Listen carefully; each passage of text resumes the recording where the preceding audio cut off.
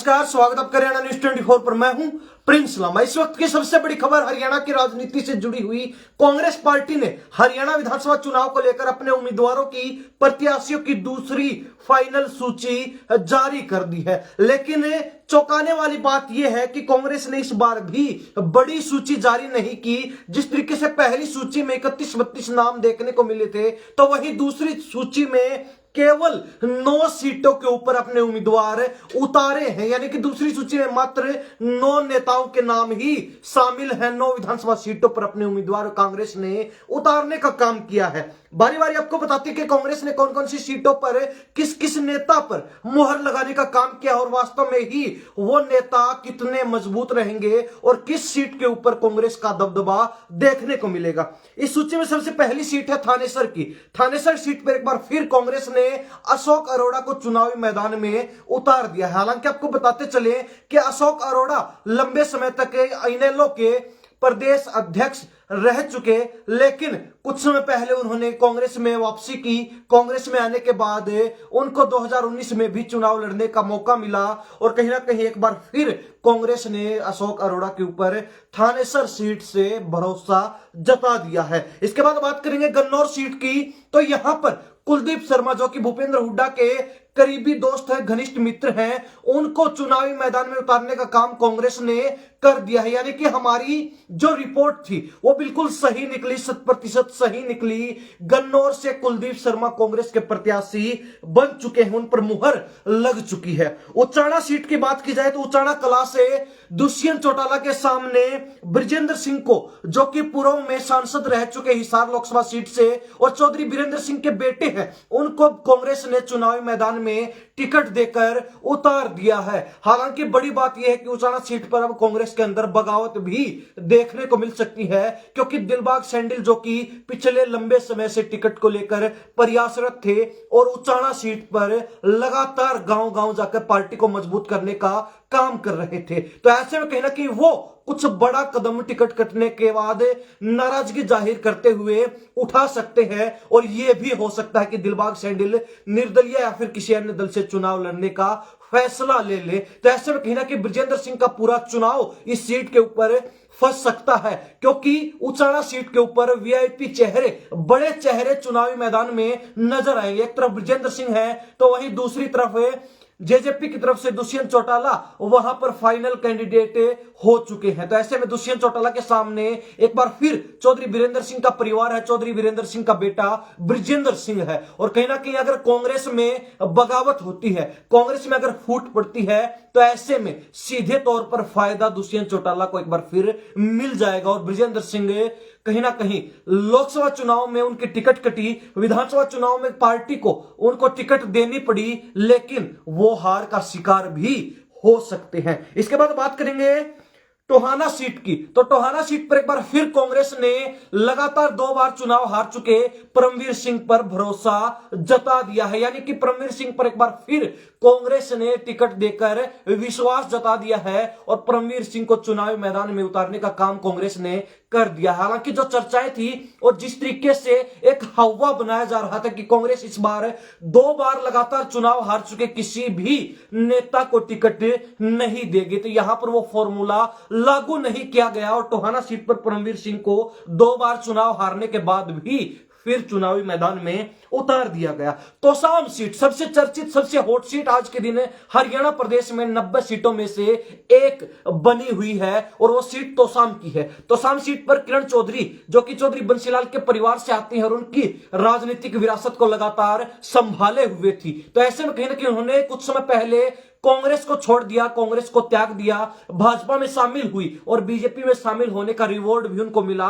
किरण चौधरी को राज्यसभा में भेजने का काम भाजपा ने किया, तो वही किरण चौधरी की बेटी श्रुति चौधरी को बीजेपी ने तोसाम से टिकट देकर चुनावी मैदान में उतार दिया। तो अब किरण चौधरी की बेटी श्रुति चौधरी के सामने तोसाम से कांग्रेस ने अनिरुद्ध चौधरी, जो कि चौधरी बंसीलाल के पोते हैं, उनको उतार दिया। यानी कि चौधरी बंसीलाल के पोते उनकी पैतृक राजनीतिक सीट के ऊपर आमने सामने हैं। एक तरफ चौधरी बंसीलाल की पोती हैं तो दूसरी तरफ चौधरी बंसीलाल के पोते अनिरुद्ध चौधरी, और दोनों जो है भाई बहन अब तोसाम सीट पर एक दूसरे से मुकाबला लेकर आने वाले हैं। महम सीट की बात की जाए तो यहां पर आनंद सिंह दांगी के बेटे बलराम दांगी पर कांग्रेस ने मुहर लगाने का काम कर दिया। आनंद सिंह दांगी जो लगातार कांग्रेस से विधायक भी रहे हैं और लगातार उनको कांग्रेस से टिकट भी महम सीट से मिलती रही है, तो ऐसे में इस बार उन्होंने अपने बेटे को आगे कर दिया था और खुद सक्रिय राजनीति से पीछे हट चुके थे। कहीं ना कहीं अब आनंद सिंह दांगी की जगह उनके बेटे को भूपेंद्र हुड्डा के कहने पर, भूपेंद्र हुड्डा की नजदीकियों के चलते चुनावी मैदान में कांग्रेस ने महम से उतारने का काम कर दिया है। नांगल चौधरी की बात की जाए तो यहां पर मंजू चौधरी को भी कांग्रेस की तरफ से टिकट मिल चुकी है। मंजू चौधरी को कांग्रेस ने चुनावी मैदान में उतार दिया है। बादशाहपुर सीट जहां पर बीजेपी ने बड़ी जद्दोजहद के बाद, बड़े घमासान के बाद राव नरबीर सिंह को अपना प्रत्याशी बनाया, तो वहीं अब बीजेपी कैंडिडेट राव नरबीर सिंह के सामने कांग्रेस ने वर्धन यादव को चुनावी मैदान में उतार दिया है। तो वहीं गुरुग्राम सीट की बात की जाए जहां पर बीजेपी के अंदर तगड़ी फूट देखने को मिल रही है, जबरदस्त बगावत देखने को मिल रही है, तो वहीं दूसरी तरफ गुरुग्राम से अब कांग्रेस ने मनीष ग्रोवर को, पंजाबी चेहरे को चुनावी मैदान में उतार दिया है। यानी कि बीजेपी ने ब्राह्मण कार्ड खेलने का काम गुरुग्राम सीट पर किया, तो वहीं कांग्रेस की तरफ से पंजाबी कार्ड खेलने का काम गुरुग्राम सीट पर किया गया है। अब पंजाबी नेता कांग्रेस की तरफ से और ब्राह्मण नेता बीजेपी की तरफ से, और दोनों के बीच तगड़ा मुकाबला इस चुनाव में देखने को मिलेगा। हालांकि बड़ी बात यह है कि सीट, इस जो दूसरी सूची है, इसके अंदर चौंकाने वाले नाम ये देखने को मिले कि तोसाम से अनिरुद्ध चौधरी, और कहीं ना कहीं अब मुकाबला बड़ा रोमांचक हो चुका है। भाई बहन अलग अलग दलों से आमने सामने तोसाम सीट पर हो चुके हैं। ऐसे में पूरे हरियाणा प्रदेश की नजर अब तोसाम पर टिकी है, निगाहें तोसाम पर टिकी है, दृष्टि जो है अब श्रुति चौधरी और अनिरुद्ध चौधरी पर टिकी है कि बंसीलाल का पोता या फिर पोती कौन इस सीट से इस बार चुनावी मैदान फतेह कर पाएगा, बाजी मार पाएगा, किसको मात मिलती है और किसको जो है जीत मिलती है। तो वहीं कहीं ना कहीं परमवीर सिंह को टिकट देकर कांग्रेस ने स्पष्ट कर दिया कि कांग्रेस किसी भी तरीके से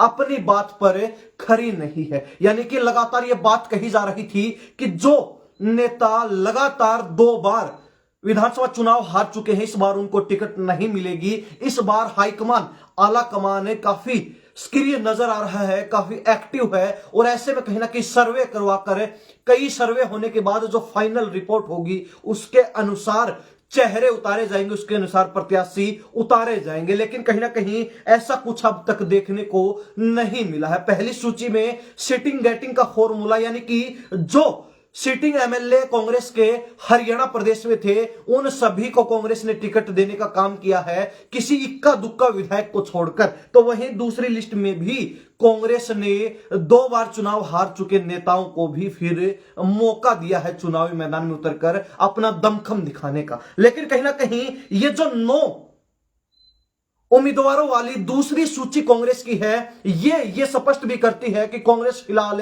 बीजेपी की भगदड़ को देखते हुए डरी हुई है, सहमी हुई है, क्योंकि कांग्रेस को मालूम है कांग्रेस के अंदर 90 विधानसभा सीटों को लेकर हरियाणा प्रदेश में 2556 आवेदन आए थे। यानी कि हर सीट पर एक अनुमान के मुताबिक लगभग 30 से 40 के बीच दावेदार हैं, और ऐसे में कहना कि टिकट एक दावेदार को मिलनी है तो जो 39 दावेदार हैं वो कहीं ना कहीं खुले तौर पर बगावत कर सकते हैं, बागी हो सकते हैं, और इसका नुकसान कांग्रेस को उठाना पड़ सकता है। यही कारण है कि कांग्रेस फूक फूक कर कदम रख रही है, और कांग्रेस जो है चुन चुन कर, छाट छाट कर एक एक सीट पर बड़े गहन मंथन के बाद, विचार विमर्श के बाद अपने उम्मीदवार उतारने का काम कर रही है। और पहली जो 2 सूची जारी हुई है उनमें लगभग कांग्रेस ने ऐसे उम्मीदवारों को और ऐसी सीटों से उतारने का काम किया है जहां पर बगावत या फिर खिलाफत बहुत कम देखने को मिलेगी, जहां पर बगावत और खिलाफत के चांस बेहद कम है।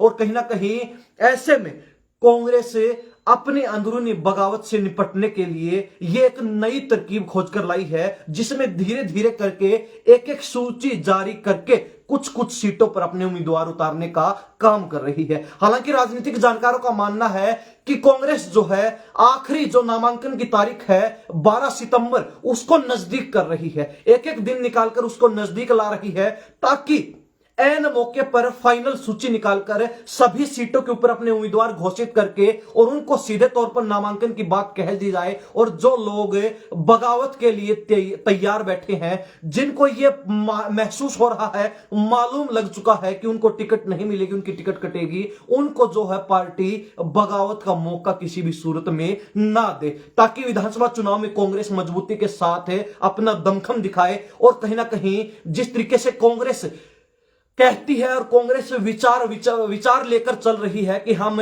बीजेपी को सत्ता से बाहर कर देंगे और 10 साल के बाद कांग्रेस फिर हरियाणा प्रदेश में सत्ता में वापसी कर लेगी, तो ऐसे में कहीं ना कहीं कांग्रेस सत्ता में वापसी करने के लिए हर कदम को जो है बड़ा सोच समझकर और फूक फूक कर रख रही है। हालांकि ये जो 9 विधानसभा सीटों की सूची है, दूसरी सूची कांग्रेस ने जारी की, इसके बारे में फिर बता दूं। थानेसर सीट से अशोक अरोड़ा, गन्नौर विधानसभा से कुलदीप शर्मा, उचाना कला सीट से ब्रजेंद्र सिंह, टोहाना सीट से परमवीर सिंह, तोसाम विधानसभा क्षेत्र से अनिरुद्ध चौधरी, महम सीट से बलराम दांगी, नांगल चौधरी सीट से मंजू चौधरी, बादशाहपुर से वर्धन यादव और गुरुग्राम से मोहित ग्रोवर। ये 9 विधानसभा सीटें और उन पर 9 उम्मीदवार कांग्रेस ने दूसरी सूची में फाइनल करके मुहर लगाकर और जारी भी कर दी है। हालांकि हरियाणा प्रदेश की जनता इस बारे में क्या सोचती, क्या वास्तव में ये जो 9 कैंडिडेट कांग्रेस ने उतारने का काम किया है दूसरी सूची के माध्यम से, ये कितने मजबूत रहने वाले हैं और इनका